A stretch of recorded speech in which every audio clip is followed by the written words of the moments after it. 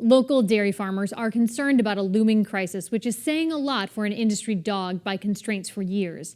Ed Maltby, executive director of the New England Organic Dairy Producers Association, joined me in the studio to give context and offer analysis. The conventional milk dairy industry runs on a cyclical peaks and troughs situation. So in every 5 years, you'd get an increase in pay price to producers, and then it would drop off over a period of 2 or 3 years. What happens is that when the price goes up, producers, dairy farmers, produce more milk, and a lot more of that milk is now produced in the West on very large operations that can scale up very quickly and respond to an increase in the price they get for their milk. But here in New England, much smaller farms, about 200 cattle or fewer, right, on a typical farm here in New England? That's correct, and that has been an increasing problem with the peaks and the troughs, and this most recent one now has been going on for a couple of years where the pay price dropped. They were getting about $22 per 100 pound of milk at the farm gate. So the processor takes responsibility for the milk when it gets picked up from the farm, and they pay on that price. In the last year, they've been getting 15. Wow. So to look at what it costs the farmer to make that same amount of gallons of milk, what's the gap there?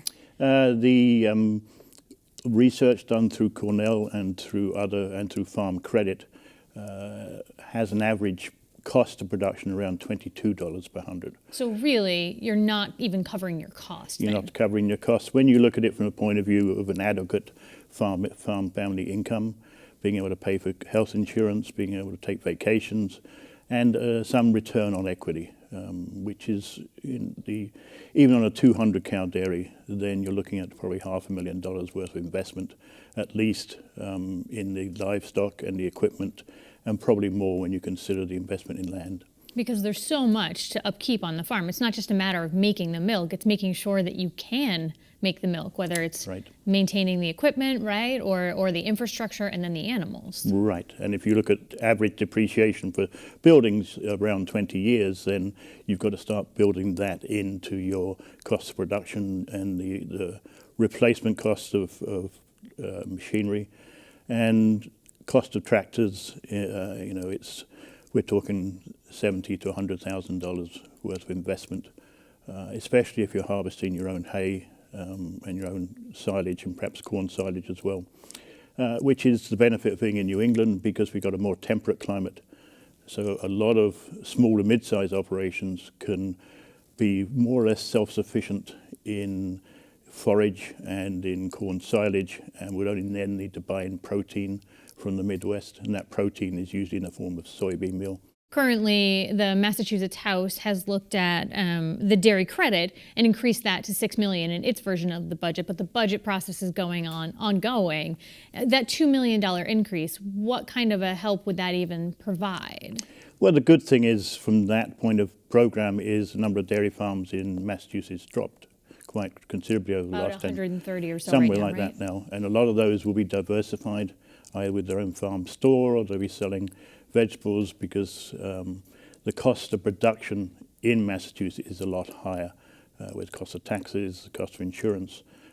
So that credit has been helpful. It doesn't bridge the gap between being ongoing, profitable and sustainable.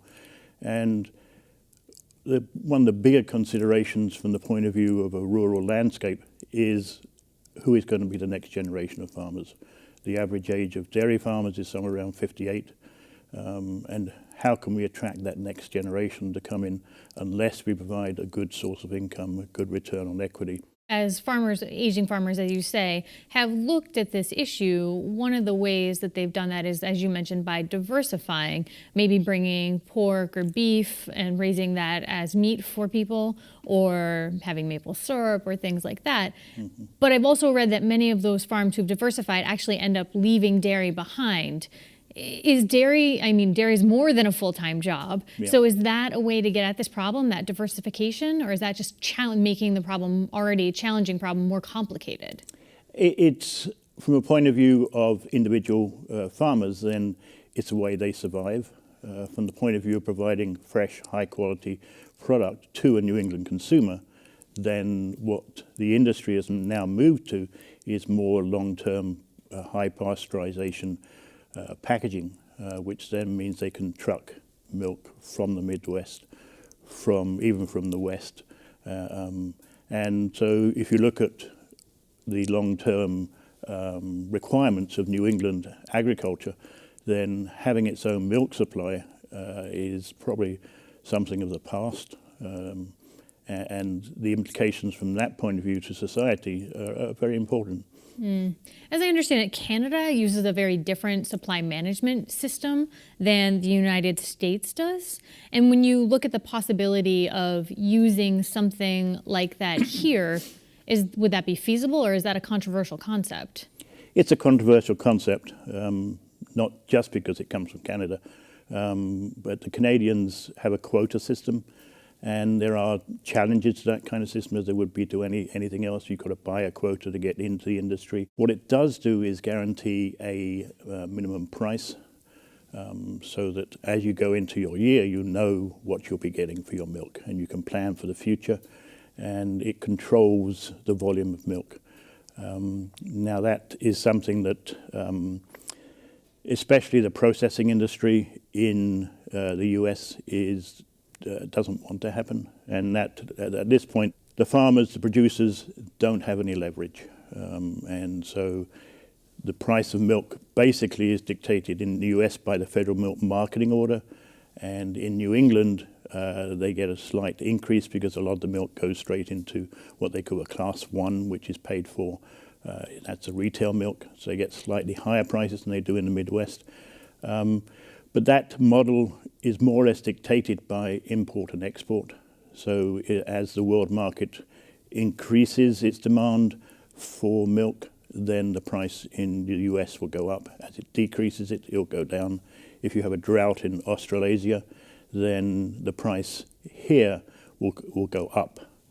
It's incredible how everything is intertwined and how that can really drastically impact this industry. Exactly, and you have the NAFTA talks now, and there's a lot of export of dairy products to Mexico. So most of it is way out of control of the ordinary farmer's ability to influence. And so most long-term farming operations now look to their own success and own survival. And that's where in New England, which is lucky insofar as it's got a big consumer base, a well-educated consumer base, they have an opportunity to direct market other products. So if things go unchanged right now, do you see more and more dairy farms in this region closing? I mean, 10,000 dairy farms have closed in this region in the last 50 years. Right, and it's almost inevitable from that point of view, because of the increased cost of production. As they rise, the cost of producing milk is going to increase, and the pay price that producers get has remained stable or lower than it was 10, 15, 20 years ago.